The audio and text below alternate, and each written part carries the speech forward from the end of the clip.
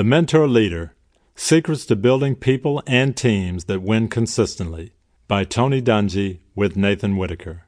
Published by Tyndale House Publishers Incorporated, Carroll Stream, Illinois. This is Tony Dungy reading. Introduction. If all you're about is winning, it's not really worth it. I'm after things that last. Kelly McGregor. It was still raining steadily, but my thoughts were far away from the weather. While still captured by the euphoria of the moment, I turned philosophical, thinking, how did I get here?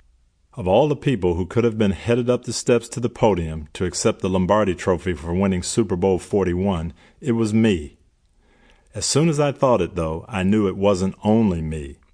Instead, it was a combination of my mom and dad, Lauren, Alan Truman, Dave Driscoll, Leroy Rockemore, Cal Stahl, Donnie Shell, John Stallworth, Chuck Knoll, Richard Farmer, Denny Green, Rich McKay, Bill Polian, and so many others who had, for whatever reason, built into my life. I had been mentored by so many. They had all added value to my life, and my leadership style had been influenced by them. I had thought about the idea of leading in such a way that it created value for others, but in that moment, thinking of so many people who had made a difference in my life and had so much to do with my being on that podium in that steady drizzle, the idea of mentoring crystallized for me. It isn't a structured program that necessarily makes the difference. Rather, the difference is made moment by leaders who care for others. As I hoisted that trophy as high as I could above my head, I realized the responsibility we all have to become mentor leaders in the lives of others. Most people at one time or another in their lives will take on the role of a leader, whether formally or informally, at work, at home, or at church.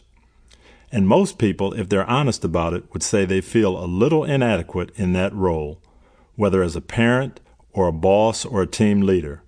Actually, some self-doubt is a healthy attribute in a leader. Leadership is necessary in any human society.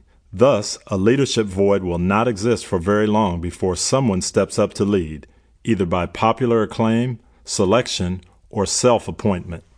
The question is, what type of leader will that person be? This question is more than academic, however, for their leadership style can dictate how effective they'll be and how significant an impact their leadership will create.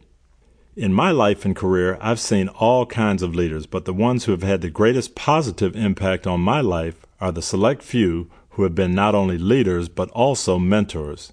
In fact, it's largely because of the influence of mentors in my life that I was drawn to write this book. I believe that certain principles of successful leadership are timeless. In other words, they're not just the latest fad or fashion, and they're not dependent on or dictated by our circumstances. Furthermore, I've come to realize that these principles can be taught, learned, absorbed, and then passed on to others, especially to those whom we ourselves have the privilege to lead. Conventional wisdom says that leaders are born, but I don't believe that's true. From what I've seen, positive, life-changing leadership is an acquired trait, learned from interaction with others who know how to lead and lead well. Leadership is not an innate, mystical gift. Rather, it's a learned ability to influence the attitudes and behavior of others.